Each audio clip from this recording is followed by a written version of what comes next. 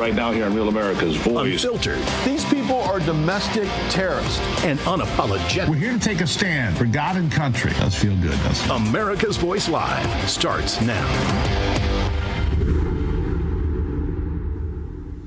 And welcome to America's Voice Live. I'm Steve Ura. It is Wednesday, the 9th of July.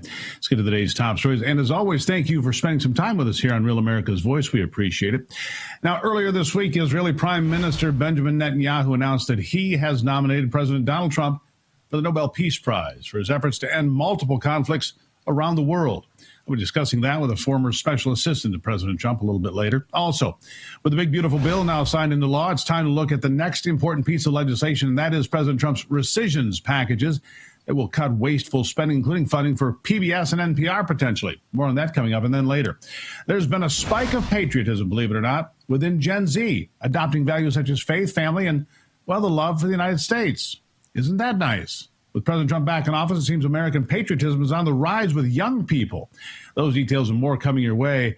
But here's where we start today. On Tuesday, Secretary of Agriculture Brooke Rollins announced the rollout of the Department of Agriculture's National Farm Security Action Plan, a plan that includes 7 key action items and begins with banning the purchase of American farmland by China or any other foreign adversary. Take a look at what the Secretary had to say.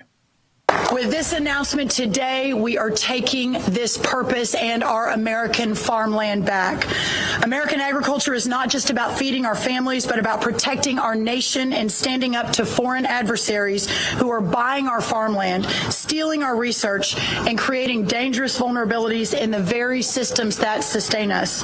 Reshoring and nearshoring our food and agriculture supply chain is essential for our nation's security.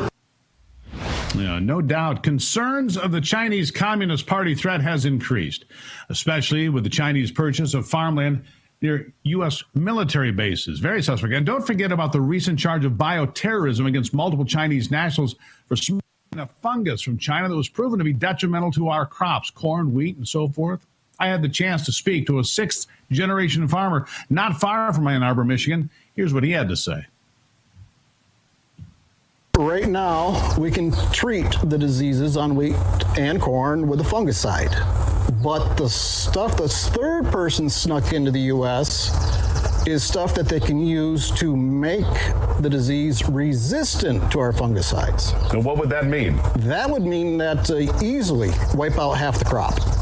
Half, easy, if it's on wheat. Right now, every year we're dealing with it. Even sometimes when it's treated for it, you'll still get docked if the wheat has too much vomitoxin in it. If America lost half of its crop, what would that mean? If the fungus was to be enhanced so it's more potent, and then also enhanced so we can't control the fungicides, and we lose half a crop for a couple of years, then you're starting to talk about massive world starvation. Yes, the threat of the CCP is real. We need to address it now before it's too late. Here with me now to join the conversation, Congressman Mark Harris of North Carolina's 8th Congressional District. Congressman, thank you so much for being here. Thank you so much for having me, Steve. Obviously, North Carolina, an agricultural state as well, a lot of rural farmland where you represent the whole country. I don't care if it's Michigan, North Carolina, Iowa, Illinois. How important do you think this is, the USDA, to ban China from buying farmland here in America?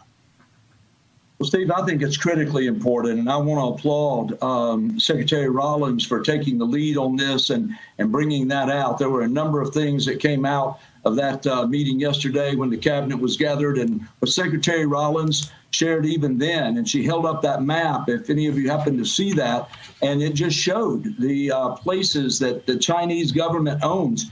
And we did some digging and found out in my own district, probably 5 of the 9 counties that I represent in the 8th District of North Carolina have land that is owned by the Chinese government through these hog farms and things that they have purchased. Really play a major part in this. And there, of course, we have Fort Bragg, which is always and has always been such a centerpiece in North Carolina. And again, we've just got a real problem of them having land around these military bases that should be concerning to every American.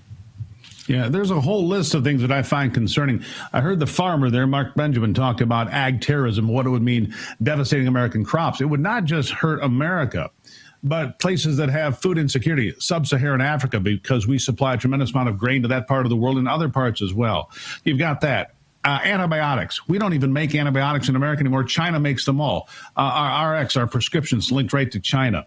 At the NIH today, the National Institutes of Health, there are 1,000 Chinese citizens who are employed as scientists at the NIH. I think we have been terribly reckless leaving the door open, sir, to people that don't care what happens to America. They care only about what happens to China and building up the CCP. There seems to be a lot more work to be done. What would you say? Oh, I agree with you 100%. I not only serve on Agriculture Committee, but I also serve on Education and Workforce. And one of the things that we noticed early in my first term here was that China had a significant amount of money wrapped up in the contracts with our institutions of higher education. And so we actually entered a bill that there would be no contracts with foreign adversaries. And it got wrapped into a larger bill that was called the Deterrent Act, which we did pass in the U.S. House already. It's sitting over there in the U.S. Senate.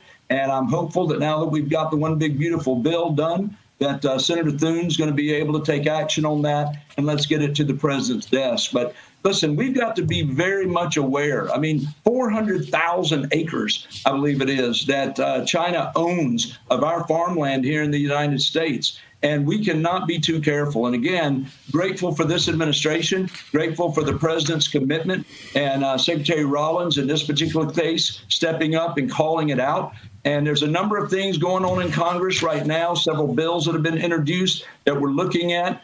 Some from just like this would call for an all-out ban on it completely. Others, I know that there's a bill floated that would say that we would take the same position that countries take with us. China certainly doesn't allow us to own their farmland. And why in the world should we allow them to own 400,000 acres? So. Yeah, I would take it a step further and say we shouldn't allow any foreigners to own land in the United States. I can't own land in Mexico, for example. I can lease it for 99 years. I can never own it. And that's the way many countries approach this sort of thing with real estate. Look, you've got the Russiagate cover-up, the Biden decline cover-up when he was in office, the Epstein cover-up, which is more in the headlines, and the China cover-up of money with the Biden administration as well. It makes me ask the question, as a lot of people do, how much money flowed into the Biden White House or into Hunter Biden's coffers because of their relationship with China, and who is really paying the price? And we need to know more about that. Would you agree? Oh, I do agree. And I think that the Oversight Committee under the leadership of Congressman Comer is continuing to dig down on these issues. It's just like peeling back an onion, layer after layer. And I think that one thing seems to attach to the other. And I think all of these that you mentioned are certainly critical issues that have got to be investigated, got to be uncovered. And we're going to see it happen, I think, in the weeks ahead. Yeah, there's no question. We have countries on this earth that threaten us, Russia, Iran, North Korea, but nobody is a bigger adversary than China. And they run an asymmetrical war against us every single day. Whether we realize we're in a war with China and the CCP or not, they believe they are with us, and that's a critical thing to keep in mind. Now, I'd like to shift gears here for a moment. President Trump's Recisions package to eliminate $9.4 billion of wasteful spending is on the table. Sir, what can you tell us about it? How important? The Democrats already screaming foul. We must be doing something, right? Go ahead. Yeah, I would tell you that was certainly one of the votes that I was most proud of recently, and that was when the U.S. House passed the Recisions package of the $9.4 billion. It's absolutely critical. If you remember, people were beside themselves as DOGE began to just uncover the kind of things that were going on. In those first 6 weeks of the Trump administration this time, we were seeing USAID and all of these different projects. I mean, that was an 80% issue, Steve. 80% of Americans who saw that immediately said there's no reason our money needs to be going to those kind of things. And so that's the biggest part of this $9.4 billion rescission package. Of course, NPR and other things that we've seen, PBS are part of that as well. I described it much when it was in the U.S. House as almost being like a softball that's being pitched right over the plate. And if we as Republicans can't knock that out of the park, I don't know what we can say for ourselves. So it's now in the Senate. It's important that they move swiftly. Let's get this done. And frankly, I think we're all looking for a number of rescission packages to come from the White House, make their way up to Capitol Hill, and let's take care of business. The $9.4 billion is just a start of these things that DOJ uncovered, continues to uncover, and we've got to take action on them. Congressman, I think a lot of people would agree with you. These are softballs. These are what people put these members of Congress in their seats to do. Clean up the waste, the fraud, the abuse, and clean up the paychecks and make sure we're not paying people that don't deserve to get paid or sending benefits to people who do not deserve them. It's time to clean up our act. Now, I want to go back to something else we touched on here a moment ago. Former FBI Director James Comey and John Brennan and Barack Obama and James Clapper, these four in the target of a criminal investigation now because everything they said about the Russian investigation appears to be completely false, manufactured, in fact, and pushed by John Brennan maybe more than anybody. He said in 2023, I didn't think that the dossier, the infamous dossier, should be included in that report. And in fact, now we know because John Ratcliffe has released the receipts, if you will, the memo that shows, in fact, it was quite the opposite. John Brennan pushed for that dossier to be included in that intelligence report that gave them the opportunity to smear Donald Trump, to frame Donald Trump, and to undermine Donald Trump's presidency. That's all out in the open now, isn't it? History would, I think, agree as we see these reports come out that honestly, it makes Watergate look like child's play compared to what they have been doing. And I think the evidence seems to be there. I mean, you had a deputy director that was warning Brennan that it was not proper, that the dossier had already would not fit in this report that they were doing. He didn't care. He wanted to get out some kind of scathing report that would somehow be so misleading and hinder the Trump presidency. And it is a shame. And I think that the American people are ready to see this exposed. I think they're ready to see somebody answer for these actions. And I'm hopeful that this is just the beginning. And again, as we see the FBI get into this investigation, more information will be out there. And then, of course, it's going to be up to grand juries to indict. And I hope we see somebody pay the price for this.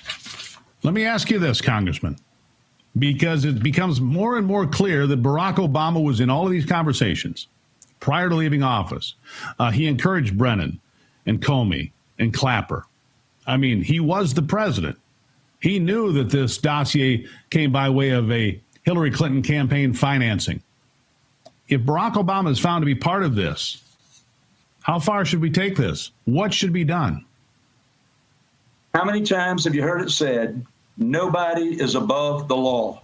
I believe as long as they follow where the evidence leads, that anybody that is identified that they have been part of this, and really, I mean, it's almost treasonous when you get down to it, to completely try to append a presidency of Donald Trump in his first term, and it kept it so occupied with this kind of junk.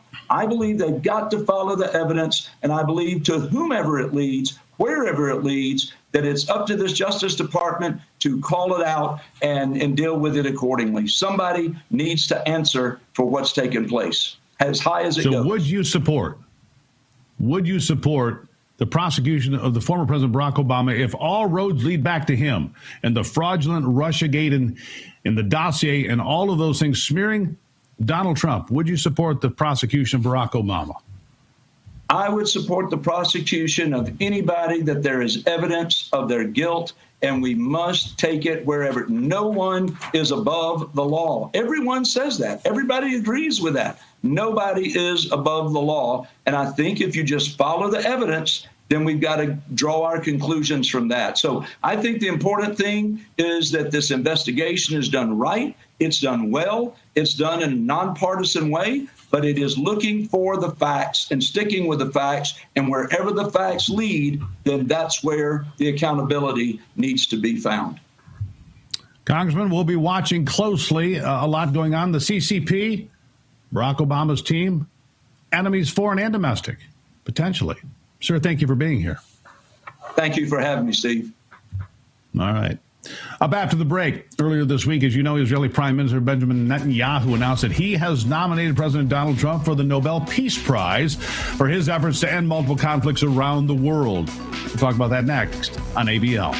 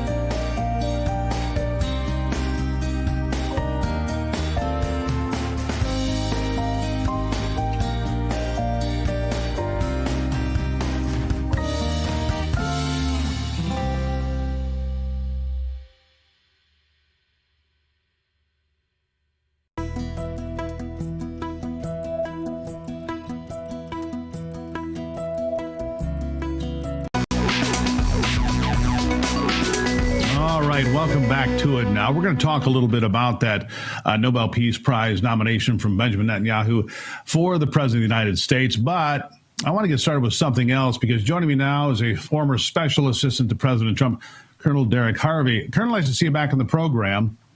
Look, I understand that you led a Russia hoax investigation and the corrupt CIA product that falsely claimed Russia supported President Trump in the 2016 election. And I want to start with it. James Clapper, John Brennan, James Comey. You got the FBI, the CIA, the Director of National Intelligence running all the intelligence agencies, and all headed up by Barack Obama. You heard me talking to the congressman there.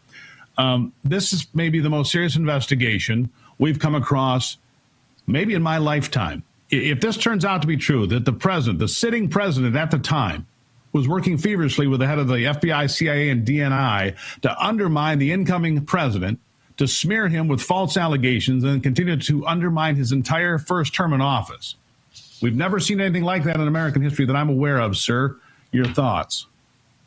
Well, this is far more than just a perjury case, as has been suggested by some recently. In the report by the CIA and Mr. Radcliffe and others that focused on process and time constraints and looking at some of the challenges, to me that looked more like a whitewash. There must be more to come.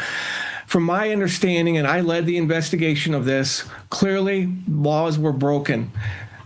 Clearly, intelligence was fabricated. Clearly, exculpatory information was not included in the intelligence community assessment. Clearly, there were lies. Clearly, and it's just absolutely true, that everyone knew that you're talking about, Comey, Clapper, the president, that the Hillary campaign in the early summer decided to use tying Trump to Russia as a campaign wedge issue, okay, to say that Russia was supporting Donald Trump, and that was a campaign. In fact, Colonel, if I'm not mistaken, there were reports that the idea of using the Russia collusion lies against Donald Trump, they were bounced off Barack Obama. In effect, he signed off on it. Now, I'm not saying he signed a piece of paper, but he gave the tacit approval. Is that your understanding? My understanding is he was aware of these issues and what was going on, and by allowing it to go on, he is culpable. Whether he gave specific approval to it or whether he was aware and did nothing, to me, he is still culpable.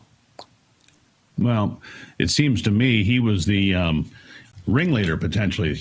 Again, you've got the president, the CIA, the FBI, the DNI. You mentioned crimes. You believe crimes were committed. What crimes? Yes, I do. Fabricating intelligence, conspiring to undermine a sitting president. The information was used to trigger the Mueller report and further investigations that was an attempt, in my view, a coup against a sitting president. And they all knew that these things were not, in fact, true. And so they manipulated intelligence, they changed intelligence reporting, enhanced the credentials of sources to make them look credible, and did not include very reliable, historical, credible reporting that ran contrary to the narrative that they were trying to set. And they succeeded in undermining the president. And if I'm not mistaken, sir, in part of the reporting, and I'm just going back through this, 13 senior CIA officers, reliable officers, were specifically not included because they said, this is not real. This is not reliable. This whole dossier is garbage, in effect. They were ignored or specifically silenced, were they not? That's correct. And Mr. Brennan selected a very small group of people that he personally selected that were reliable to draft this product for the intelligence community assessment. It was not a community-wide assessment. It didn't go through the normal process, and they came up with a product that was politicized and I think criminal to achieve the objective that they wanted, to undermine the president and to set in motion, the gears, the actions that led to Mueller and other things that, just totally upset the potential for the first 2 years of this administration. And here's another part of this story that's incredibly important to me, because as these falsehoods were peddled out, right, as this fake scandal was fabricated, beginning with Hillary Clinton's campaign money and then perpetuated by these four men plus others, then MSNBC hires Brennan, CNN hires Clapper. They go out on these networks and amplify the lies that they created, giving this false narrative credibility, if you will. If you're watching MSNBC or CNN, well, I saw it on the news tonight. These people have trusted CNN for years. Many of them, they don't now. I mean, look at the ratings at MSNBC and CNN. They're crashing and crashing for a reason, because they can't be trusted. They're not a reliable source. But man, talk about amplifying your lie and getting paid to do it. That's something, isn't it? That's true. And they also had the inside-out job of, Bruce Orr and other seniors in the FBI and DOJ leaking information to the media that was then spun and put on these shows and amplified to suggest that there was something there that really wasn't there, that led to more investigations. And I mean, there was quite a web at play here. So there's definitely conspiracy. The Durham report, they spent a long time. You got to remember that the Biden administration, circumcised that, kept it from becoming, what it could have been. The Attorney General suppressed a lot of what the potential report could have had in it, and it was an exhaustive report. So I think there's a lot there that needs to be fully fleshed out, and it should lead to, a special prosecutor to actually go after this. Last couple of questions here real quick. John Ratcliffe, obviously not afraid to put out the memos, not to put out the evidence for all to see, for all to decide, those that are willing to be intellectually honest. Kash Patel, also credible, with integrity, I believe, that can deliver. Are these the right two gentlemen to get this job done? I'll give you the last word. I worked closely with Cash on HPSI, the House and Permanent Select Intelligence Committee, with Devin Nunes. John Radcliffe was on that committee as a sitting member of the House of Representatives. Worked really well with him on the defense of the president in the first impeachment trial. So, these are very credible, very, knowledgeable people about what really happened. And I know Right. Mr. Radcliffe was aware of that report that the HPSI folks did that detailed a lot of what went wrong with this ICA. Colonel, thank you so much. I really appreciate it. We'll be on this story, as you know, going forward. I expect you and I will talk again, sir. Thank you.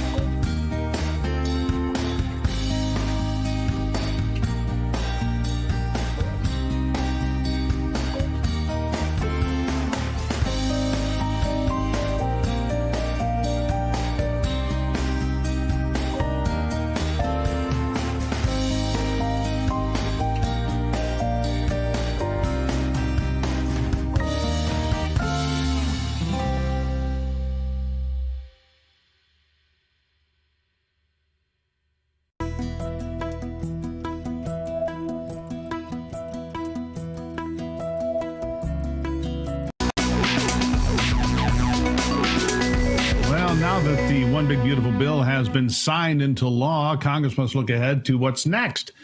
And that is President Trump's Recisions package aimed at cutting $9.4 billion of wasteful spending. It includes chopping funding for PBS and NPR. Not only is this package vital for giving much needed relief to American taxpayers, but if the package fails, it will be devastating for those who actually care about the fiscal health and prosperity of this country, in my estimation. We're talking about $9 billion when we're running a $2 trillion annual deficit. This is pocket change in the grand scheme of things, but it's a good place to start. Here with me now to discuss this further is the president of the National Taxpayers Union, Pete Sepp. Pete, thank you for being here. Nice to see you again. Same here. In a world of, $5, $6, $7 trillion budgets, yes, $9 billion doesn't seem like much, but you've got to start somewhere to claw that money back, don't you? That's right. It's a test of wills, the will of the American people and fiscally responsible members of Congress on one side and the spendthrifts and wastrels on the other. And there are a few in the middle, Republicans, I must say, who are claiming, well, maybe this is too drastic. Maybe we should be looking elsewhere. My answer to that is the national debt is the drastic thing, $36 trillion and climbing. Social Social Security and Medicare's bankruptcies in 9 years are drastic things. We need to focus on cutting back the wasteful, low-priority spending first, and this is the textbook definition of such spending. We've got to muster the will to get this far so we can go further down the road and tackle even bigger programs.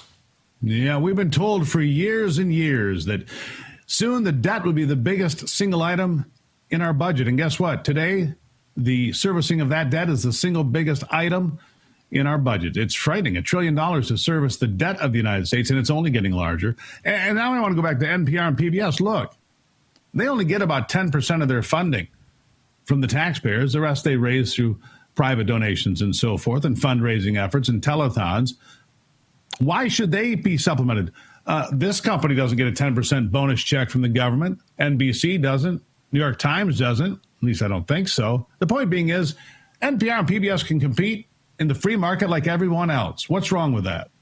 Nothing wrong with it at all. And it's absolutely necessary. I mean, you could call this a form of corporate welfare, a direct check. It is. Going to, they'll say we have nonprofit concerns, all these local affiliates and the like that provide urgent outreach to the community. Well, fund that, cut the rest. That's a pretty simple prescription for reform here. And as you say, why in the world are they getting checks when other companies, large and small, that broadcast, have podcasts, have TV, radio, whatever, they're providing a service to the community too without taxpayer dollars? It's time that PBS and NPR learn to live with a little less or go raise a little more from private donors who are claiming the world's going to end if they have to cut back on their services. Well, write a bigger check, folks.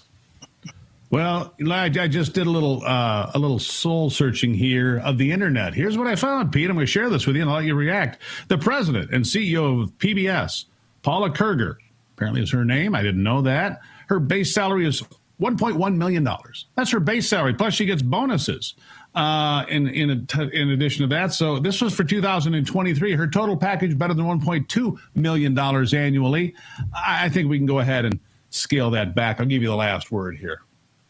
Yeah, absolutely. And much of the other rescissions in this package the president has sent to Congress have to do with USAID. Emergency money is not being touched for these agencies. Only non-emergency grants like things for net zero emission cities in Mexico, kids programming in Iraq. We have to learn to live without these programs. Other countries can. Let's focus on urgent priorities in federal aid.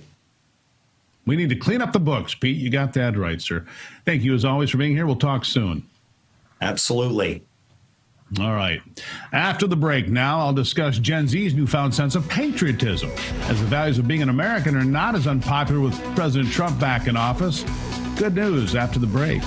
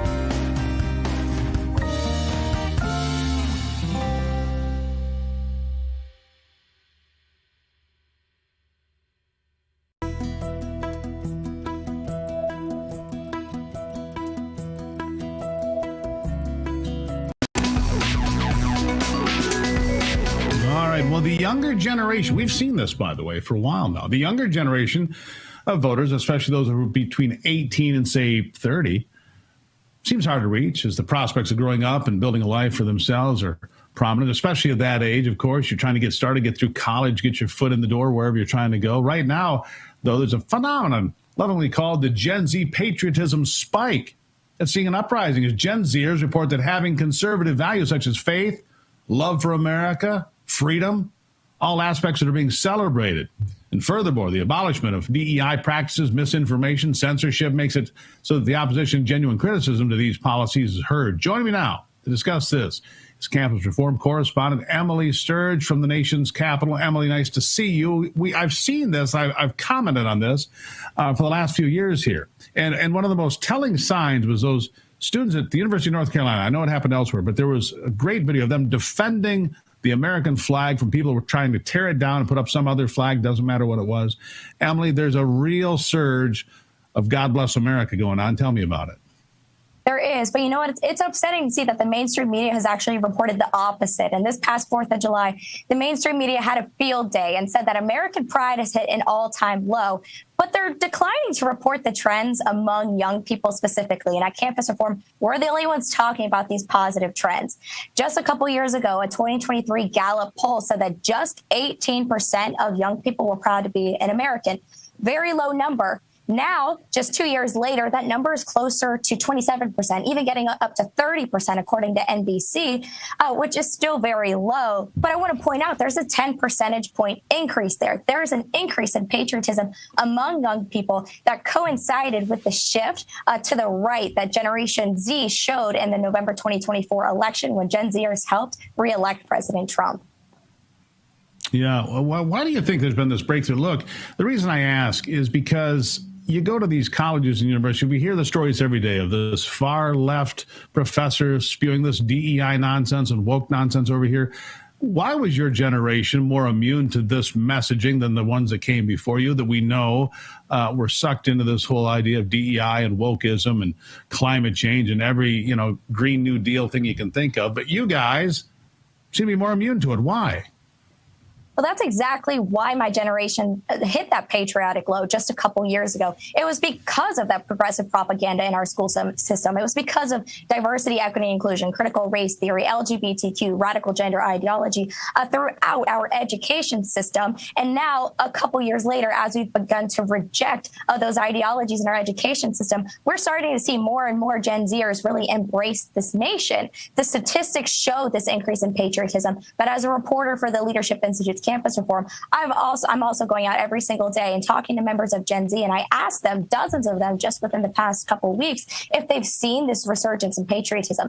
Many of them refer to a golden age, excited about the economy, excited about this administration. Many of them say that it feels like it's okay to be proud to be an American again, or proud to be a Christian again. Many of them say that it's just fun to say, oh, let's celebrate the 4th of July, or we can even say Merry Christmas again.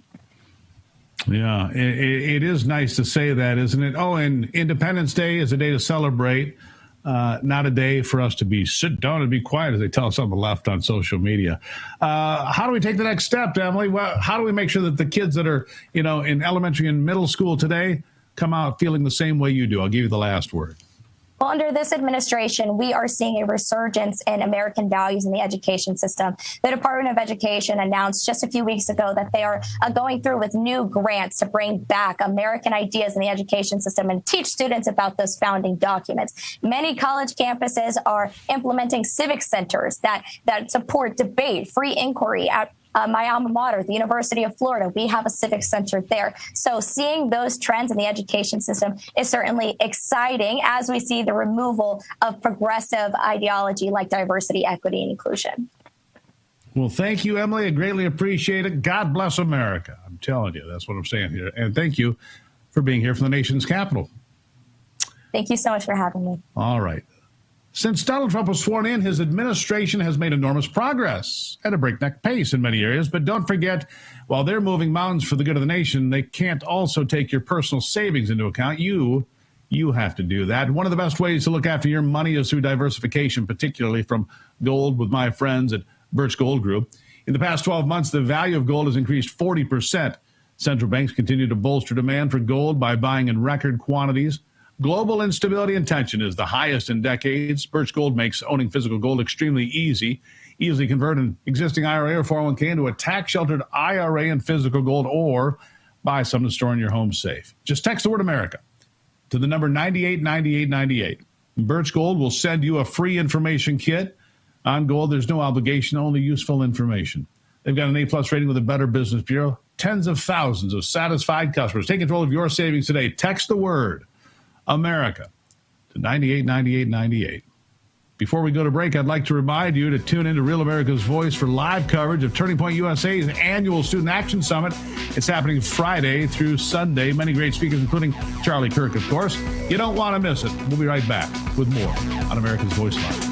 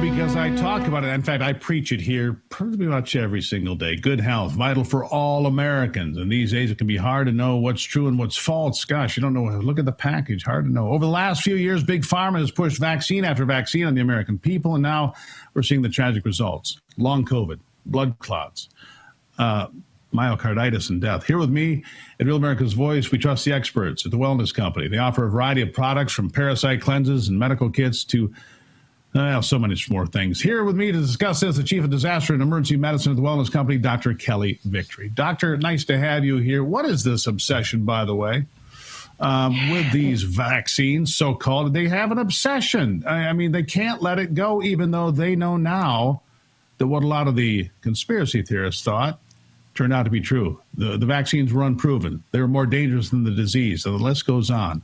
Start there. Well, the reality, Steve, is that you cannot vaccinate your way to good health. We need to start with that.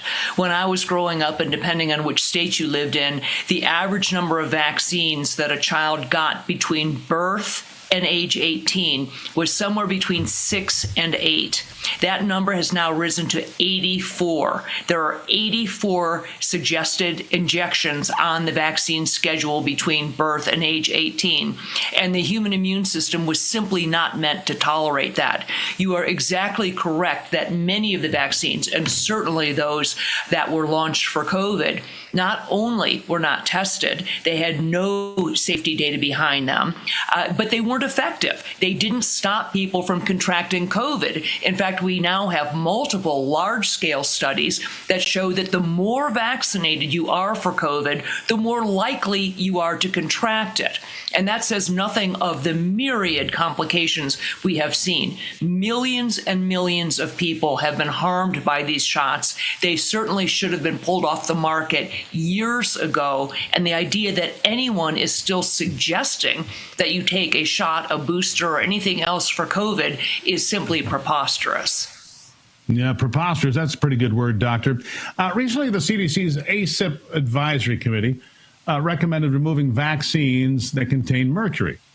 I don't know why this would be controversial. Mercury has been known to be a poisonous heavy metal since I was a child. My mother said, stay away from the mercury. We had in thermometers back then. Why would this be controversial? It defies explanation, Steve. As you said, mercury is a heavy metal. Many heavy metals, certainly mercury, arsenic, lead, are highly, highly toxic in any level. And the idea that we would include them in a vaccine is ridiculous. It was used initially, mercury, as a preservative under the brand name thimerosal, included in vaccines. But we have had many other alternatives rather than mercury in vaccines for decades now. And the idea that it is still included in quite a few. They are talking now, the new ACIP panel, the Advisory Committee on Immunization Practices, has agreed that thimerosal and all mercury should be removed from vaccines, but they're giving it until 2027 for that to happen. Now, we know that mercury can lead to neurologic complications, and given the meteoric rise that we have seen in the rates of autism in this country, one certainly is left to wonder how much mercury by itself and the rapidity and frequency with which we are giving vaccines may be contributing to this epidemic of autistic and other diseases that we are seeing, particularly amongst children. Sure. I want to get to this before we run out of time with Bobby Kennedy there and his people fully ensconced in the health agencies. Now, will we ever see the COVID-19 vaccines pulled? I mean, here they are. They're still pushing them. Why? Why are they still here? Shouldn't they be gone? Absolutely. As I said, I think the data are clear, and we have evidence that is irrefutable that they have caused harm. They should have been pulled from the market years ago. Frankly, they should never have been released to the market, given the limited amount of safety data that we had prior to that. With regard to Robert Kennedy Jr., I believe that he personally would like to see the shots pulled, but I believe that his hands are likely tied. The pharmaceutical lobby is so powerful, and there is nary a congressperson on either side of the aisle that isn't taking significant amounts of money from the pharmaceutical companies. So whether or not this will actually happen, I think remains to be seen. I suspect that they will remain on the market longer than they should, and with every passing day, everyone who takes one of these is putting him or herself at significant risk. Is fear-mongering a good business model? I say that kind of tongue-in-cheek, but fear-mongering, look, you got the COVID stuff, they're still pushing. They should not be there. But I just thinking about bird flu. Here a few months ago, in 2024 and so forth, bird flu was everywhere. They're eradicating millions of birds. You got to protect yourself. Then it was measles. Oh, look out. You got to have measles testing. Stop it. Measles is a rash. You go home for a couple of days and watch, daytime television. Bird flu has not done anything. The real damage from bird flu was the eradication of flocks that caused the price of eggs to spike. Anyhow, I'll give you the last word here about those things. They come and go, but it looks like every few weeks, here's the new fear-mongering headline. Don't forget monkeypox, Steve. Yeah, don't forget monkeypox. Yeah. Thank you. Thank you very much. No, is fear-mongering a good business model? Unfortunately, what the powers that be learned during COVID was that fear is a very, very powerful way to manipulate people's behavior. In very short order, they were able to determine where people could travel, whether or not they'd attend weddings and funerals, whether their kids could go to school, if you could work out at the gym, whether you could attend, anything, any function. And they really were able to manipulate behavior. I think that's largely what this is about, in addition to the vast, vast amounts of money that stand to be made by those people who are in the business of making solutions to the problems that they create, whether that's a vaccine or any other therapeutic that they want to launch to the masses. Dr. Victory, I always appreciate you being here. As always, thank you so much. Thank you for having me. There you have it. Now, if you'd like to look after your good health, very simple. TWC, the wellness company, twc.health/voice. They've got all sorts of things available to you. They've got prescriptions. They've got the ability to have emergency kits. They've got great supplements. It's all there. twc.health/voice. Check it out. You'll be glad you did. Now, coming up after the break, as we always do, we'll have a story that reminds us of how wonderful America is, plus your answers to America's Voice question of the day. Do you think that China should be banned from buying American farmland because of the weaponization concerns?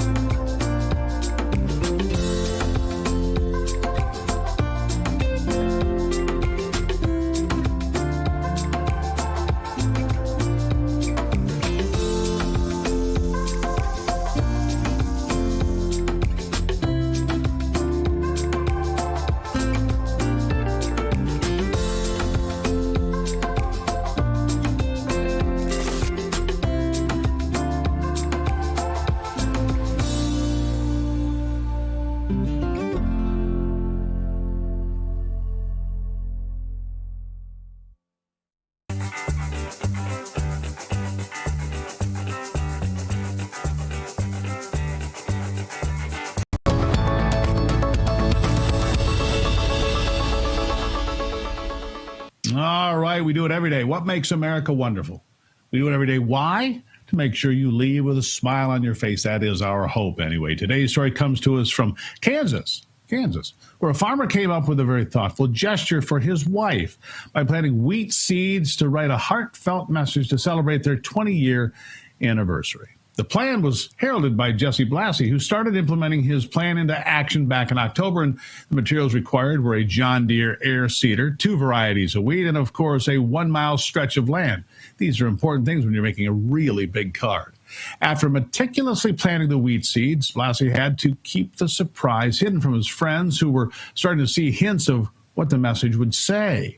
Ultimately, the secret was kept, and on the day of their anniversary, Blasey and his wife Sarah caught an airplane to fly over the field where the message "Jesse plus Sarah 20 years" was inscribed. Very nice, Jesse.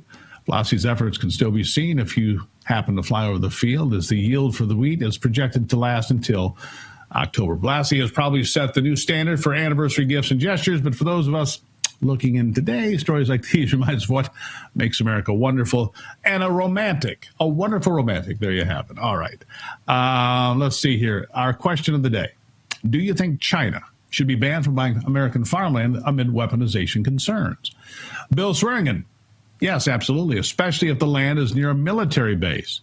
Dana Newton, no foreign country should own any U.S. farmland, and individuals such as Bill Gates buying up abnormally large amounts should also be looked into, all due to national security concerns.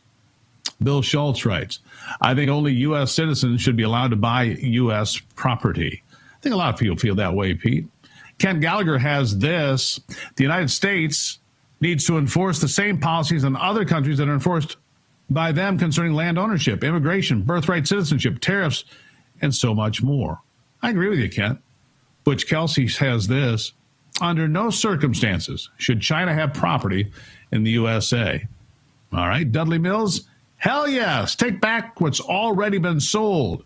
Put it on the market, put it against our debt. How about that, Dudley, as an added? And one more from Mike Canick. They won't let me buy land in China. No, Mike, they won't. You're absolutely right about that. All right. Thank you for being here today. I greatly appreciate it. Make sure you start your day tomorrow with me as I kick off the broadcast day like I do every day on Real America's Voice. 6 a.m. is the Steve Rivers Show. Follow me on X, Facebook, Truth Social, of course, all those social media platforms. And then join me back here tomorrow for America's Voice Live.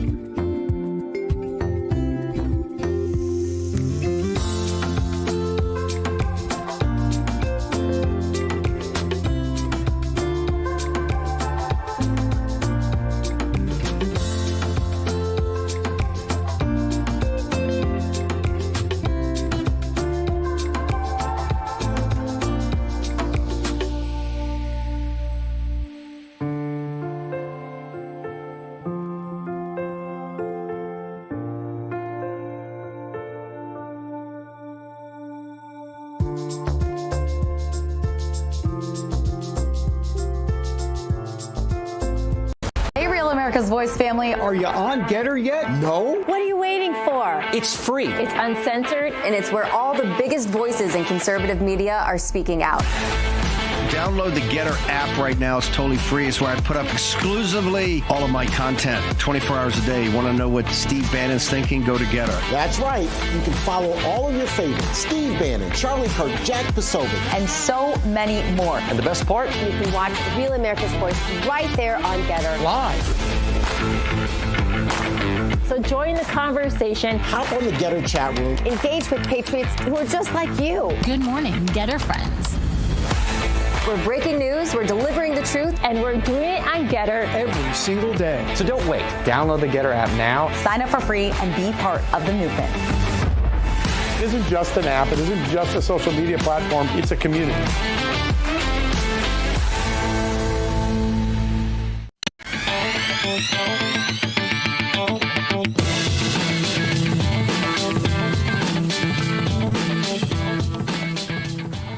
There it is. The bell, 4 o'clock. Wellington and Shields, 100 years of service. Wellington Shields.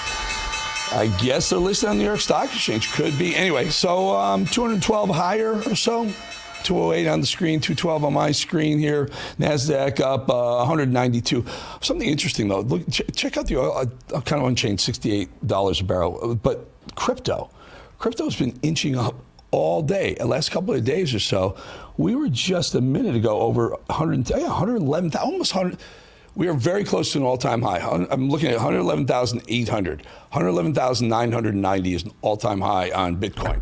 Very, very strong crypto markets here, folks. Ethereum also. Oil, like I said, $68 a barrel. We want to see that thing kind of back off a little bit. Gold inching back up over $3,300 to the ounce. All right. Who we have? Ben, you're voice of God today. Sir. Yeah. Do we have Mr. Byron Donalds on the hook yet? We do not have him connected just yet. Well, let's do that. Let's just roll the interview with Senator Ron Johnson. We taped just a couple of minutes prior to the show. Roll it. If the Chinese spy balloon entered the United States airspace in Minnesota, how long would it take for the Defense Department to knock it down? Would it take a whole week like it did with Joe? I know because I trained there at Camp Ripley in northern Minnesota. There's got to be a fighter jet up there capable of interdicting it immediately. So it would be a matter of minutes, I would imagine, hours if we're off our game, but not days like that. I mean, they wanted to hide it. They wanted to allow it. If not for... It took them a week. Well, if not for what the news media exposed, they wouldn't have done anything about it. They wanted to allow it to float over the country. They were exposed. We just take the exact opposite view. Trying to understand that too, that we're being quiet but strong, and an action will be taken immediately. Food security. It's a big topic, a major topic for the White House and really, frankly, for the whole country, for the United States. Just yesterday, I was in Washington, D.C., and I had conversations with the Secretary of Agriculture, Brooke Rollins, and the Secretary of Defense, Pete Hegseth. But also joining us were Pam Bondi, the Attorney General of the United States, Kristi Noem, Department of Homeland Security Secretary as well. They brought all the agencies together to talk about removing the Chinese people, the Chinese government, really, from buying land, and particularly land surrounding military bases right here in the United States. To talk further on this subject, Senator Ron Johnson of Wisconsin, which has a heck of a lot of farmland. Thank you for being here, Senator. And I bring this up because Kristi Noem said that she, when she was governor of South Dakota, banned the Chinese from buying any farmland in the state of South Dakota. I don't know where Wisconsin stands, but this certainly is a good idea to bring these agencies together. And by the way, the Senate was represented there in the House as well. Your thoughts on banning and even kind of taking the Chinese that they've already purchased some of that land, taking away from them, bringing it back, crawling it back, as they call it? Well, certainly when they purchase land close to sensitive military sites, that makes all the sense in the world. If they're just buying land elsewhere, I mean, they can't haul it away and take it to China, so we still are able to control it if they misuse it. But I think one thing you're pointing out is, I'm not sure this is necessarily unique, but I sure am glad to see how collegial, how cooperative President Trump's department heads, the secretaries are working with each other. I think they respect each other. I think they work well, and that bodes well for America. You know, it was interesting, and I remember covering this years ago when I was at Fox, and since the Chinese purchased Smithfield Foods. It's the largest pork producer, pork processor in the United States. And guess what they do with it? They don't sell it to Americans here. They ship it all back to China, or the vast majority of it back to China. Tyson Foods, some of the chickens that are being processed by Tyson Foods, owned by China as well. It's a very, very scary thought that they're buying the farmland, they're buying the food processing, and a lot of times, as you point out, near military bases. I think Americans are really concerned about this. What's the right answer here? Should we be clawing back this farmland? Well, first of all, put it in perspective. Generally, foreign investment in America is a good thing. It shows that we have a vibrant economy and people want to invest their dollars here, which helps us become more productive. And if they're investing to manufacture here in America with American workers to export back to their country, that's generally a good thing. Where it crosses a line is if it ends up being misused, ends up being a national security issue. They withhold vital products from the American market.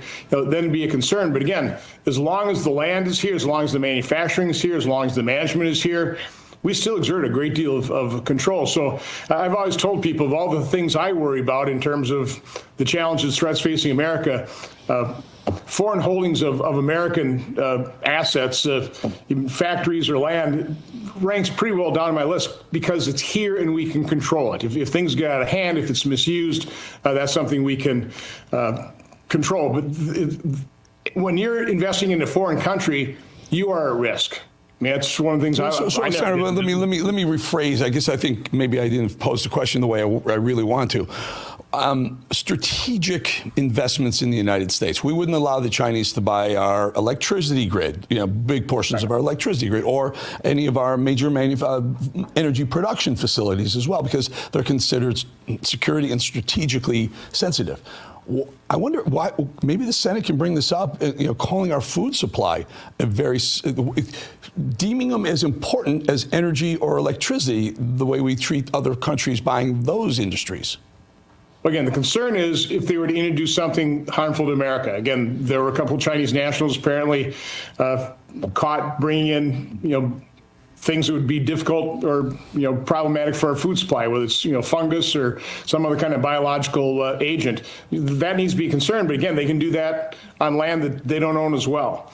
So again, I don't freak out about foreign investment in America unless it's strategic assets that are then misused, or intellectual property that then gets transferred into their military use and that type of thing as well could be used against us. So again, it's a very complex issue. That's why we have different like CFIA is set up to analyze these types of investments.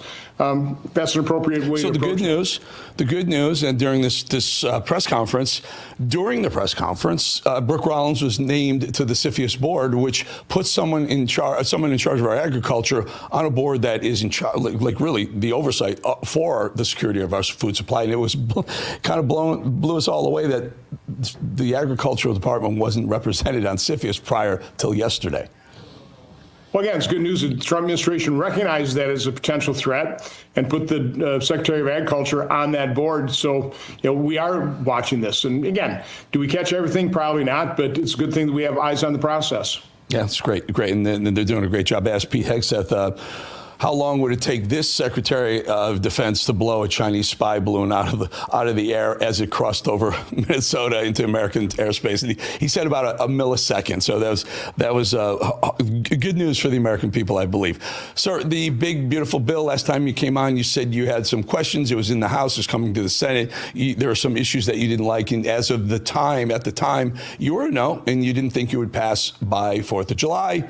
And it did. It passed the Senate. What changed?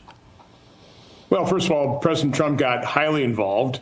I spent 2 hours with him on Saturday, talked to the vice president. They provided me the assurance from the standpoint of a commitment to doing everything we can to get to a pre-pandemic level of spending, plus a process to achieve and maintain it. Hopefully we'll be working the kinks out of exactly what that's going to look like. House, Senate, working with OMB, going line by line, program by program through the federal government to eliminate the waste, fraud, and abuse. The amount that we are overspending from what we spent in previous years, plus up for population growth, inflation. So again, kind of look at this as from a green eye shade, a bean counter, which is what I am, that perspective. So I'll be highly involved in that process. But, let's face it, I was always very supportive of the main elements of the bill. We had to prevent a massive automatic tax increase. We've done that. We've avoided default.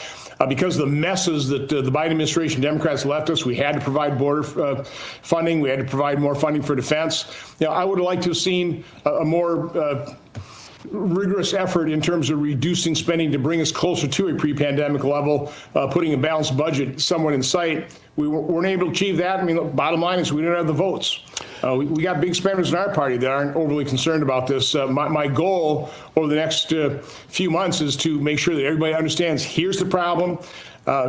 We can't solve it only through economic growth. We have to reduce spending to a pre-pandemic level. And hopefully by just laying out the facts, getting people to realize what the challenges are, we can start moving, again, more aggressively in the direction of eventually having a balanced budget. Senator, Marjorie Taylor Greene is floating the idea with our own Steve Bannon, Rav here, that she would like to end all foreign investment, all foreign spending, all foreign aid, completely, including Israel.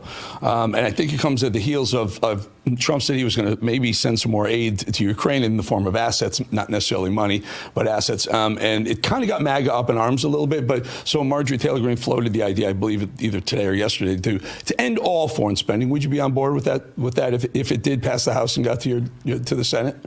I've always said if foreign aid was spent well, it's money well spent. I mean, I think we can exercise an awful lot of soft power, enhance our image around the world by helping people. We're compassionate people. We don't, as a percentage of our federal budget, spend that much on foreign aid. But again, I would certainly want to spend it well, and my guess is we haven't done that in many cases in the past. So let's tighten that up. I think the Trump administration is doing that. I think it's part of the rescission package as well. So again, it's all this. It's just true. Any federal government spending should be well spent.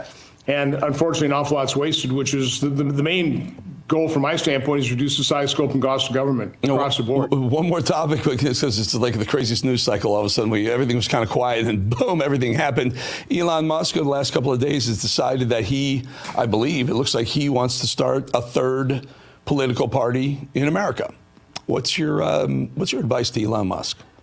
First of all, I appreciate everything he did with Doge. I was a big supporter of his.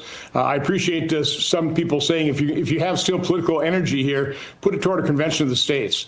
Because if you set up a party really focusing on reducing the size, scope, and cost of government, you'll just split Republicans, and you will guarantee the government a big government, a big spending, a big deficits. The folks that delivered us average $1.9 trillion deficits once the pandemic ended, they'll be in power and things will get way, way worse. So again, Republicans are far from perfect. I mean, I was disappointed in terms of what we were able to achieve with the one big beautiful bill.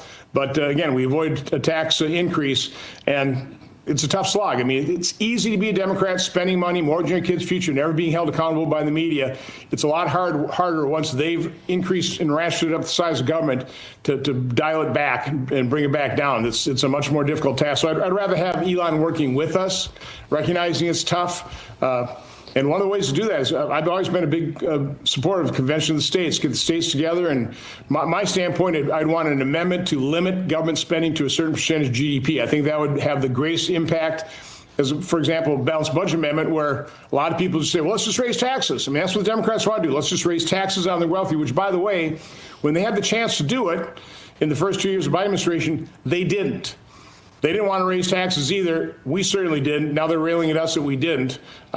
Raising taxes is not the solution. It's reducing the size, scope, and cost of government. That's the solution. No doubt. Senator Ron Johnson, great state of Wisconsin. Thank you for joining us again. Appreciate your time.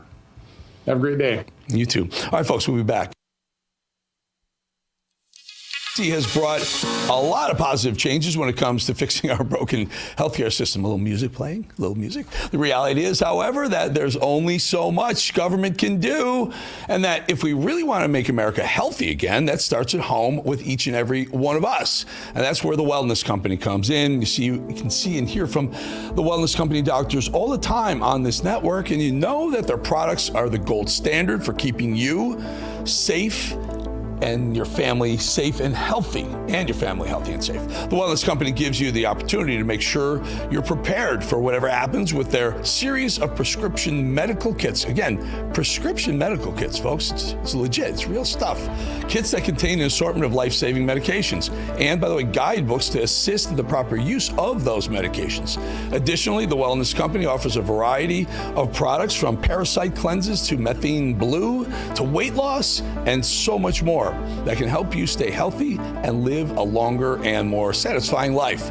Make America healthy again starts at home. Do your part and protect the health of you and your family. Go to www.twc.health/voice today and order.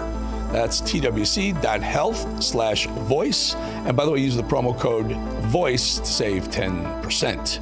Very quickly before I head to break, remind you about that podcast. Again, subscribe. It's growing. We can do a bunch of stuff. You can watch the show. Whatever you miss here, you want to hear that Ron Johnson interview or Byron Donalds, who's coming up next. You want to hear that later on tonight, subscribe over there. We send you a bunch of stuff, always free. Also, call 888-601-0032. We're doing voicemails every day. You guys love it. You guys are amazing. Literally get hundreds upon hundreds. I got 500 last week. 500 in one day last week. Back in 2.5 minutes.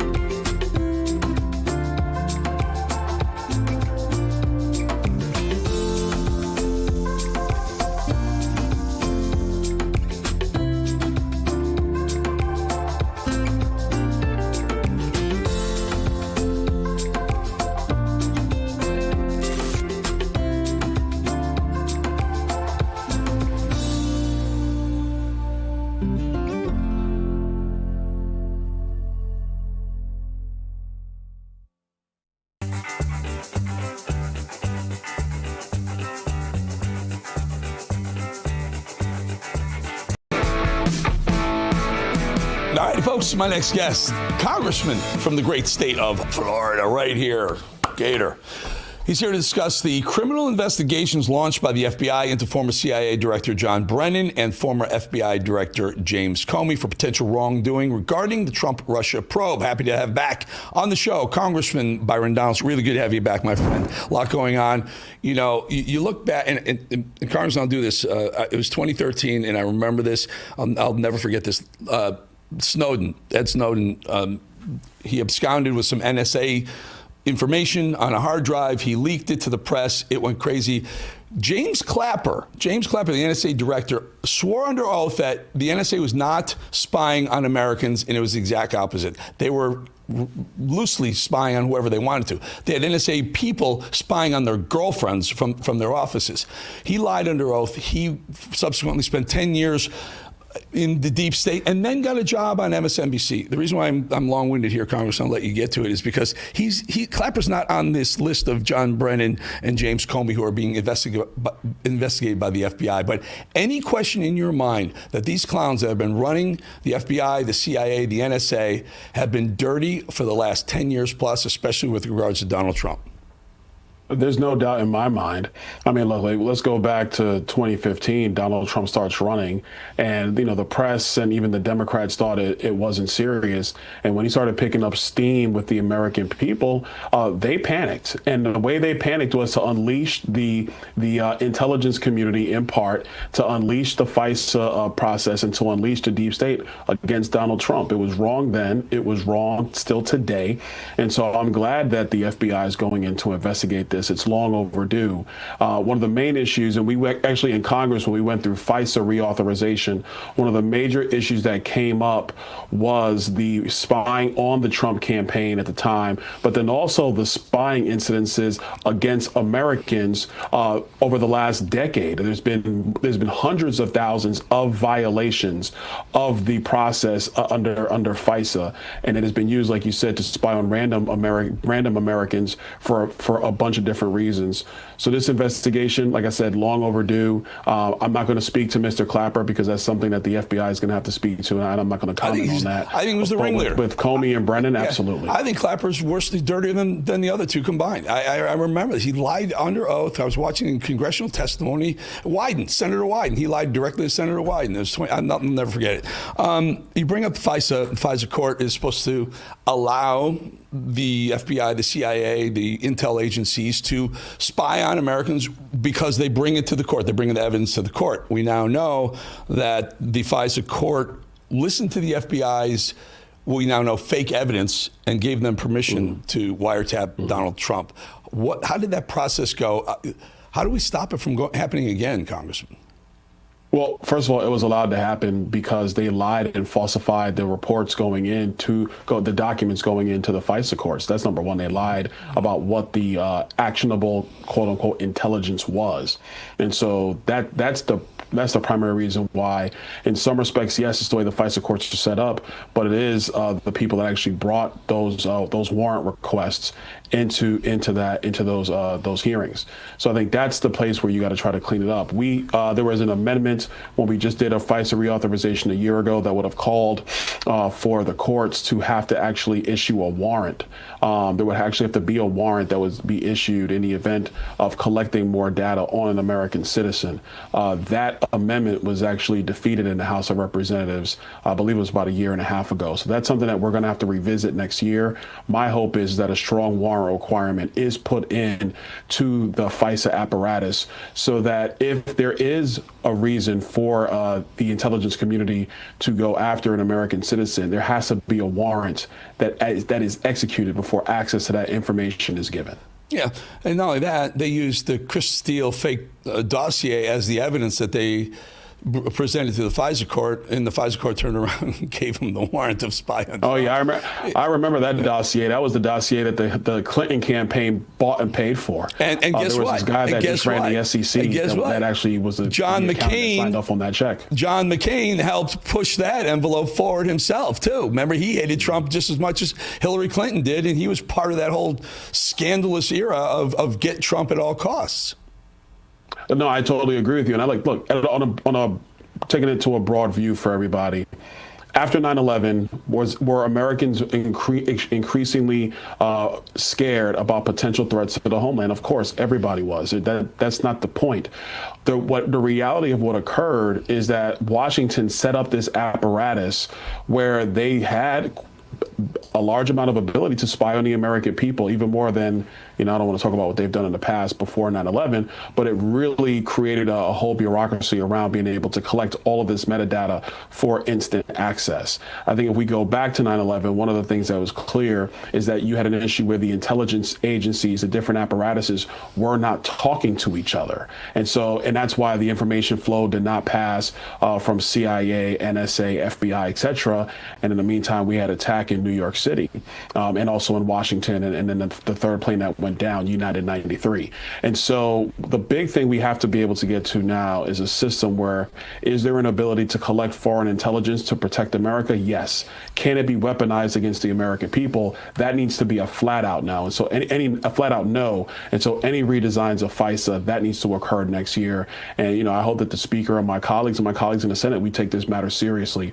We have to protect the American people and their constitutional rights first and foremost. Yeah, absolutely. And I think back during that 2013 NSA thing, Ed Snowden took off because he risked being convicted as a traitor, which could have the death penalty associated with it, or at least life behind bars. So he takes off. I'm almost thinking like Clapper lied. He blatantly lied, and Snowden was just trying to show you what they were doing behind closed doors that was illegal against American citizens. Why not pardon Ed Snowden? I won't make you do that, but here, I'll bring it to today.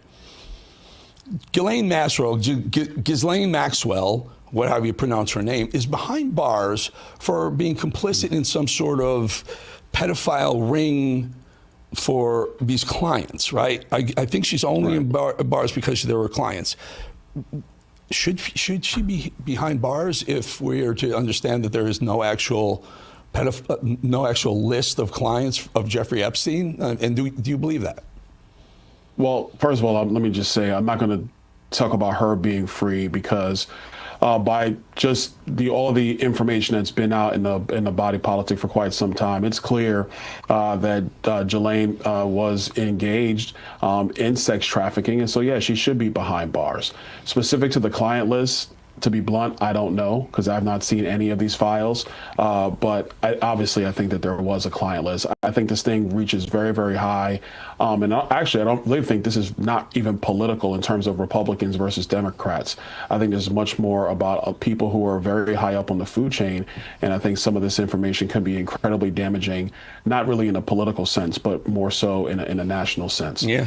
So that being said, I'm just telling you my thoughts on it. That's where I think this thing you and I is. we talk frankly, we talk openly. What could be so damaging that the American public can't know it? I mean, we pay these people. I don't know, which is why I think the best path forward is transparency. And so I think that those documents being released, or at a minimum, the quote unquote client list being out there, I think is important. Yeah. Real quickly, you spent a lot of time in Mar-a-Lago and the White House recently. You're very close to Trump and the administration. Elon Musk, who was like this for a while, now they're not like this anymore. This whole idea of a third party that he wants, a third American political party that he wants to create, it looks like he's going forward with it. Your thoughts on that, and any sense, insider feel on what's going on in Musk's mind? I thank Elon Musk for saving free speech for conservatives by buying Twitter, turning it into X. Thank God for him. I thank him for what he did on Doge, but he seems to be off the rails a little bit right now. Can you give us a little insight onto Musk and your thoughts? Well, look, I think honestly, and I've not talked to Elon about this, but I think he has a large frustration with what happens in Washington, D.C. There was a meeting in the House of Representatives with Elon and at the time Vivek Ramaswamy when they were unveiling Doge. And, there were a lot of members who were cheering it on. And one of my colleagues, my friend Chip Roy out of Texas, said directly to Elon, like, a lot of the same people who are cheering you right now are going to be the ones who are not going to provide the votes to make the cuts that you're talking about. And the truth of the matter is that is correct. We have a lot of people on the Hill who like to talk about spending cuts until it actually comes time to cut spending. And I think there's a broad frustration with Elon on that. Now, to this whole American Party or whatever he's calling it, I think it's a bad idea. I saw your interview with Ron John before I came on, and Ron Johnson's correct. What it's going to do is in these marginal districts where they're super marginal, you're going to empower Democrats to win more seats. And you actually might influence the presidential election with where a Democrat will become president of the United States. And if you think they're going to take spending seriously, I mean, that's just a flat out lie. We were trying to do common sense reforms in Medicaid in this bill, like simple stuff. We didn't even get to the heavy meat in Medicaid. These are like trimming on the edges is what we did in the One Big Beautiful Bill. And the Democrats are running around the country acting like we kicked 50 million people off of health insurance. It's not true. It's a lie. But that's how they respond to this stuff. So, I think, for Elon and his team, a third party, I don't think is the way to go. I think if anything, and I do also agree with Ron Johnson, I think Governor DeSantis also put out that call the other day. Let's be focused on the Article 5 Convention of States. Yeah. And let's actually do things like a constitutional amendment around term limits for members of Congress, because I fully support that. I think it's long overdue. I got to jump. I would love to get you back and appreciate your time. Keep your eye on this guy. This guy is the probably one of the most up and coming rising stars in the Republican Party. Byron Donalds of the great state of Florida. Thank you, sir. Thank you. All right, folks, we'll be back 2.5.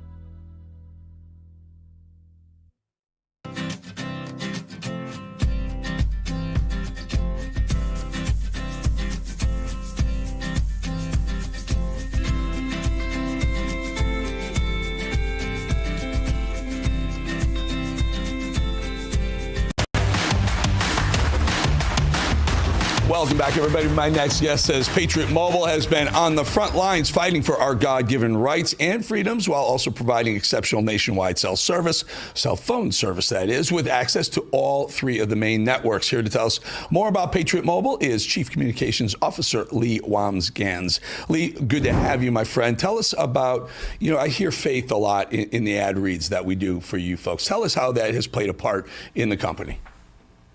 So we exist to honor him. We're America's only Christian conservative wireless provider. We're, as you said, on all three major networks. If you have cell phone service now, you can get it with us. We have some unique offerings because we're one company that has all three major networks.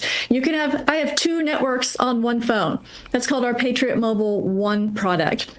That says 10 years of mobilizing freedom. We are hitting our 12th year now, and we are just growing and growing. We offer consumer services, business services, wireless internet backup, routers, you name it. We're just growing and growing, and America is realizing that they need to support the red economy, and Patriot Mobile is the trailblazer of that red economy. Yeah, it's really interesting how, I guess over the last 5 years, there really has been a bifurcation. There's been almost two economies in America, and there's patriots, common sense, I'll call it conservative, and then there's the other lunatics on the left. Tell us how Patriot Mobile, how do you defend the God-given rights and freedom? So you say a piece of every call or text goes to defending your freedom. How does that happen?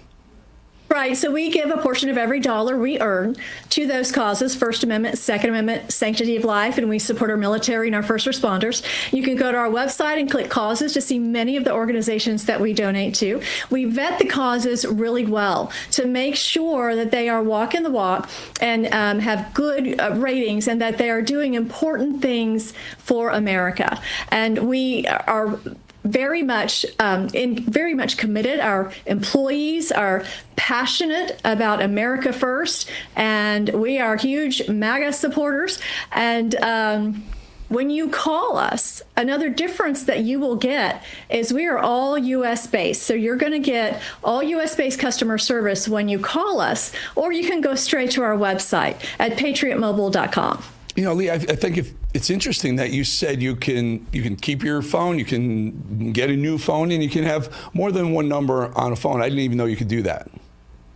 You can, and what's great with us, and I do that because I travel to a lot of remote areas of Texas to do some speaking and training, and I'm usually a female traveling alone, and I never lose my my GPS. That's the great thing, is the data is automatically switching. I also have two different numbers, so when media calls me, it's not the same number as when my children call me. So it's very convenient, and it's all on one bill with one company. And so that's what makes it great. It's also great for businesses and companies. Every network has its strengths and weaknesses. Some are better in cities, some are better in rural areas. And with Patriot Mobile One, you get the best of both worlds. Lee, very quickly, the other products besides cell phone service, besides calling and texting, what else? So you can keep your same phone, or we do have phones you can buy. We have routers that you can get from the Patriot Mobile Puck, a small router that's, will fit in a purse, to a business router that acts more like your company's backup wireless, internet. We even have a recreational router that you can take on the go with you. It's made for boating. So we have a lot of products. So just check it out at patriotmobile.com. Well, Lee, it's really, really good, and we appreciate your sponsorship and love having you on. And it's really fascinating. I learn a lot just from these interviews. Appreciate so much. Lee Wambsgans, Patriot Mobile. Thank you. Thank you.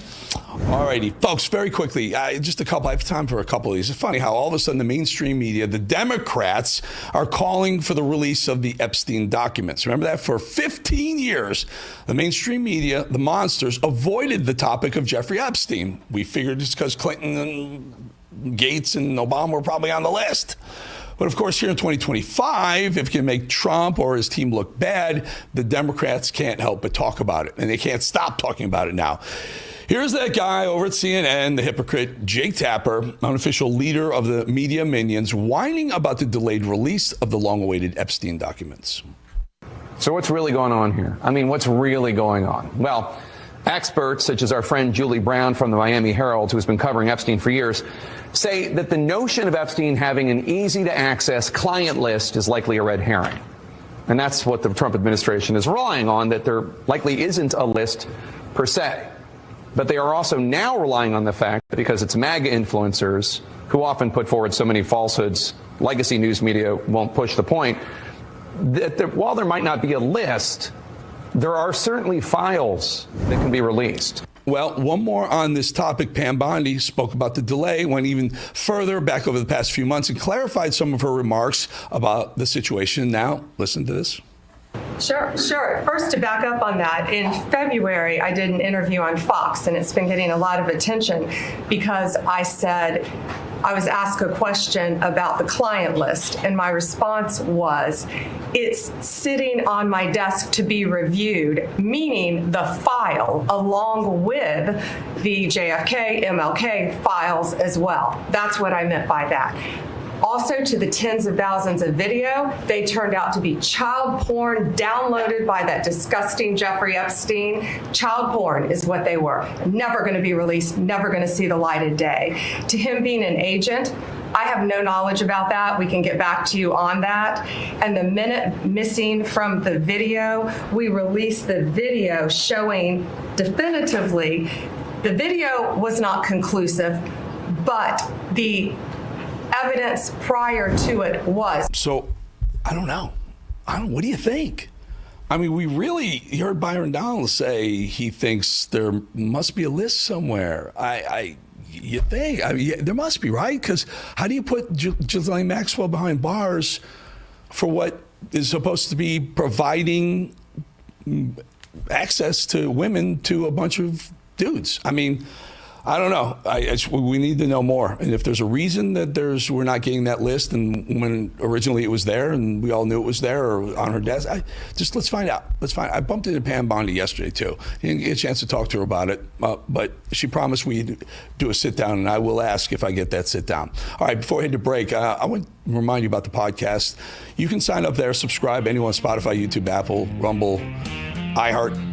Here, Rav, sign up anywhere. It's always free, and you get a bunch of content. But also, I want you to, don't forget, call this number. It's the 800 number, 888 number, actually, 601-0032. Always toll free. We're going to read some of your, or listen to some of your voices at the end of the show. This is a very popular segment. Call that number. Keep it brief. Keep it clean. We'll be back 2.5 minutes.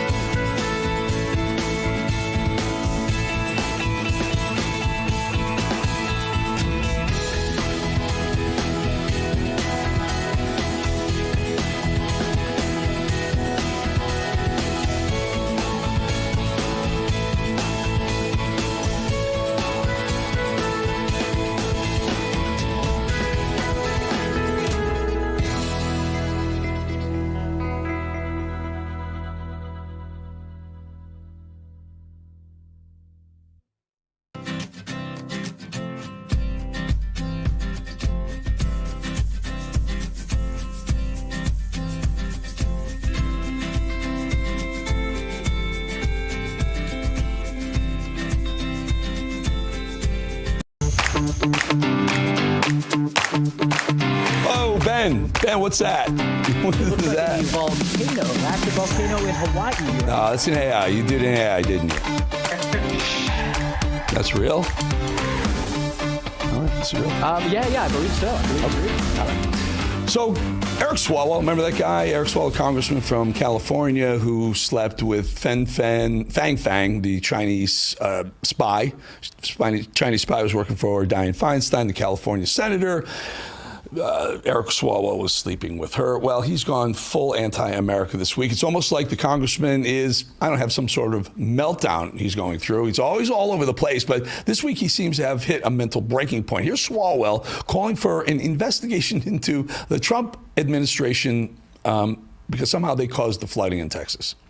I do think as lawmakers, we have a responsibility, though, to look at, did cuts affect the ability for folks on the ground and at the camp to have an earlier, better warning.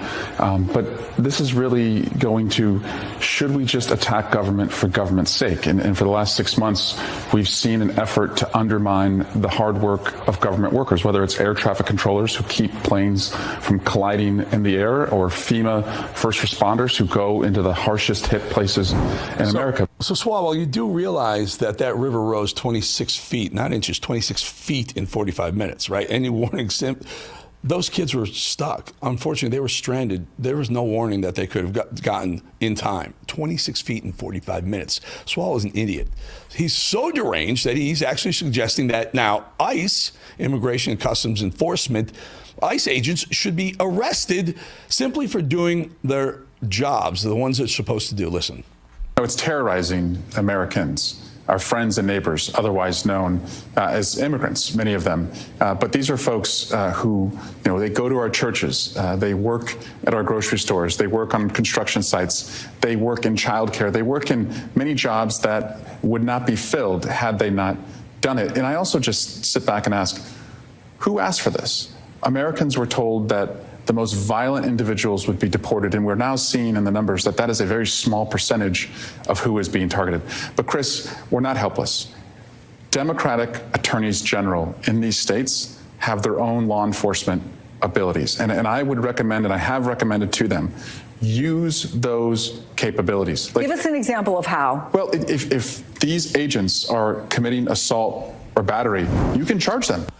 All right, Mr. Swalwell, you asked who asked for this? Well, it turns out that across the aisle, across all political platforms, left, center, and right, 67% of the people believe that illegals should be deported. All illegals should be deported. And by the way, the study just found also that 70% of the deportees, 70% of people that Trump's sending back, have criminal records in addition to breaking the law by coming across the border. Have additional criminal records, Swalwell. That's who asked for it. How about one more from this nut job moron, Swalwell, who's so in love with the illegals that he actually wants to take jobs away from hardworking Americans, hand them right over to the illegals. Listen.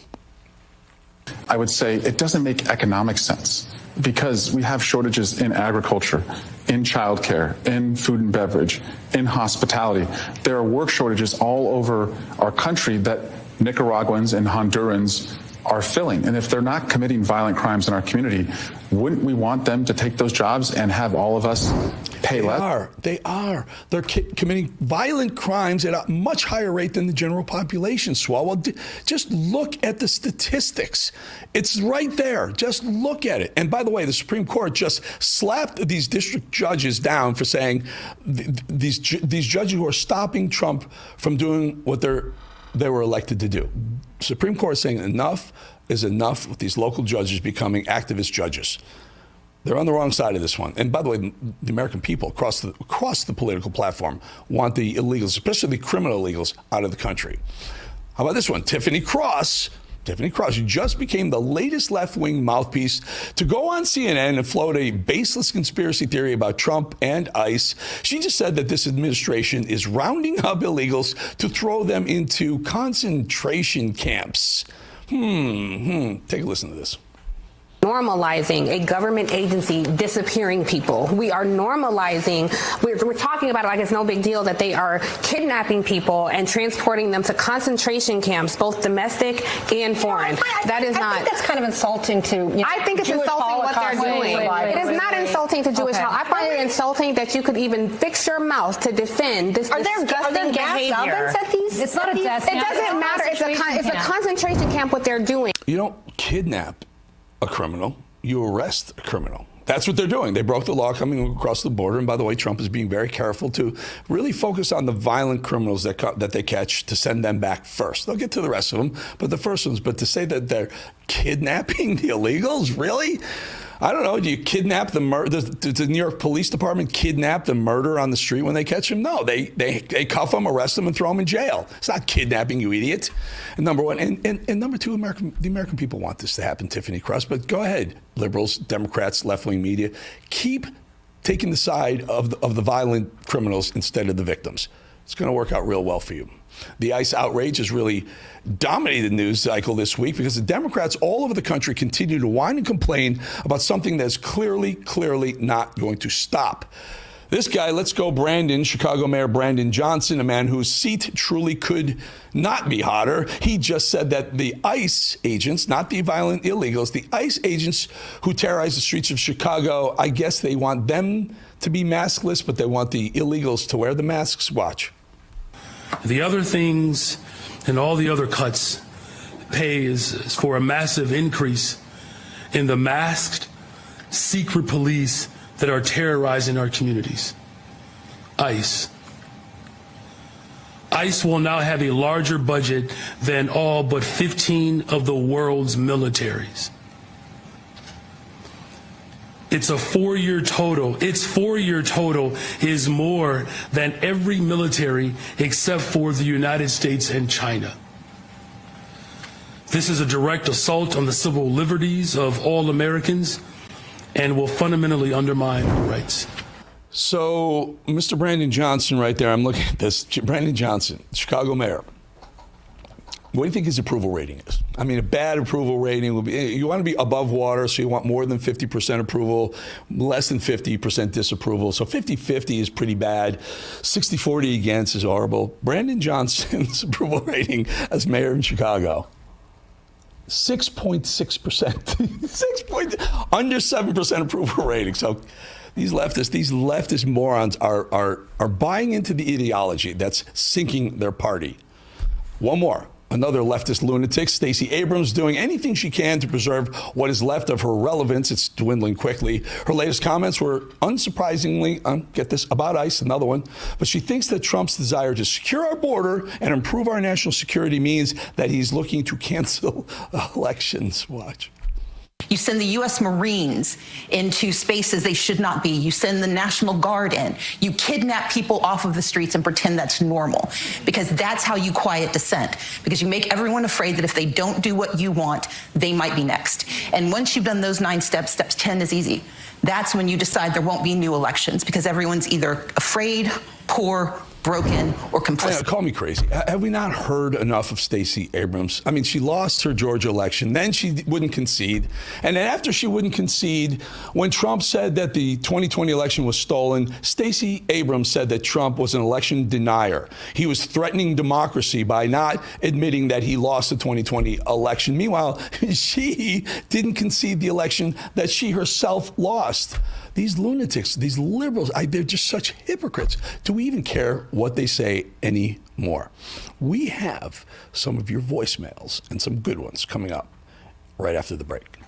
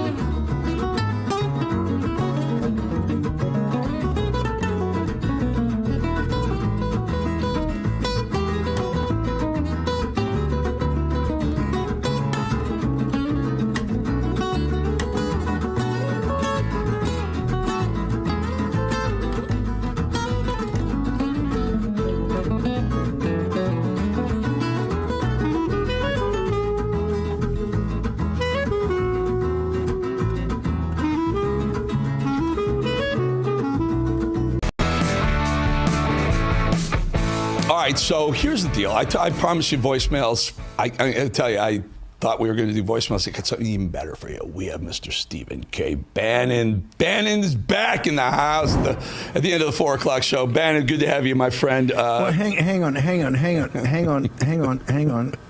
reason I've been so overwhelmed in putting the afternoon show together, there's been so much that's why I need more time. Like study, cramming at the last second. I love doing the handover, but I've been so jammed. And I'm not going to give it up. We got a VIP that's going to join us at the top of the show. So you want to tell us who it is? Very special announcement. All right. Well, speaking of VIP, Steve, if you only just listen to this quick soundbite, Ben, roll a quick soundbite, and Steve can weigh in.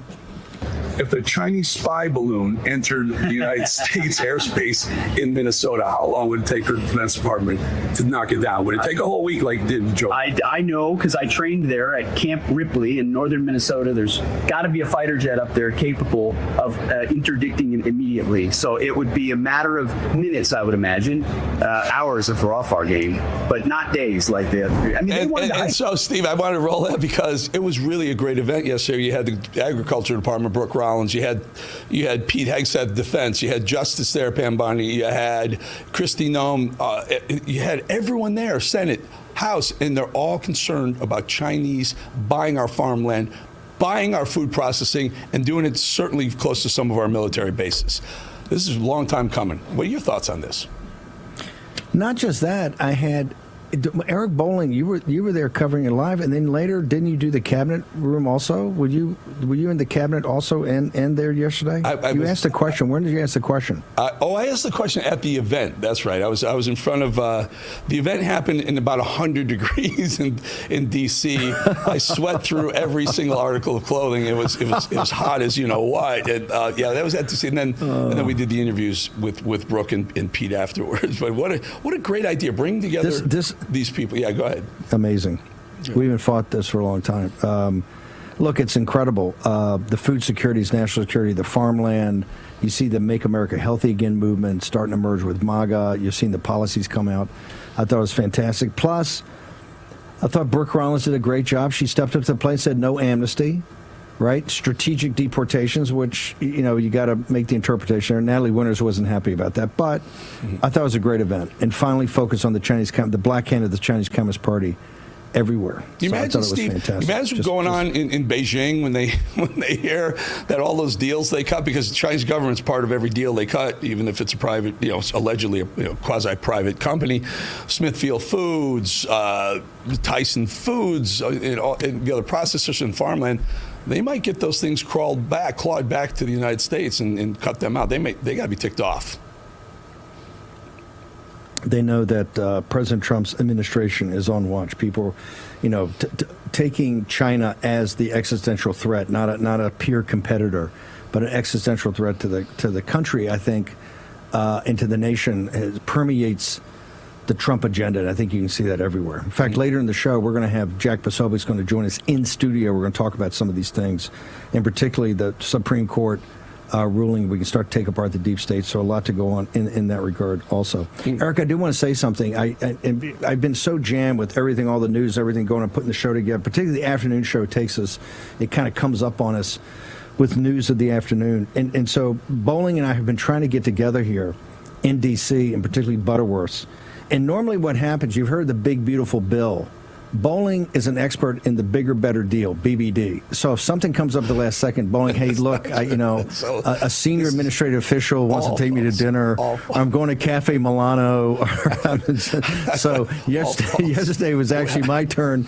I was so overwhelmed, my turn to stiff Bolling. But it was only for drinks. And instead of hanging out for dinner with Steve, I left you with something at Butterworth's and Raheem. And guess who was at Butterworth's, by the way? I'm bearing the lead. John Fetterman, Senator John Fetterman was hanging out at Butterworth's. Who'd have thought? I think he was there because he was looking for, certainly not me, but Steve Bannon. No, Fetterman was with Ian Bremmer. Ian Bremmer, the big Democratic kind of the geopolitical thinker. They're hanging at Butterworth's. I think we have a possibility of flipping both those guys. I think it's potential to flip them. We just got to keep working. I think Fetterman wants to be Bannon. He's wearing the hoodie. Yeah. How did you? He likes the hoodie. Hold it. So, what was your bigger, better deal? You blew me off for dinner, I blew you off for drinks. Where'd you end up going? Cafe Milano? And I went to Joe's. What power player were you hanging with? I went to Joe's, and I sat at the bar at Joe's alone and had a piece of fish and a shrimp cocktail, if you're asking. But I certainly would have rather stayed with you throughout the night and have dinner and just pick your brain and learn something like we do right here with the folks. And by the way, the folks do like the handoff. I will tell you, the Rumble chat lights up. No.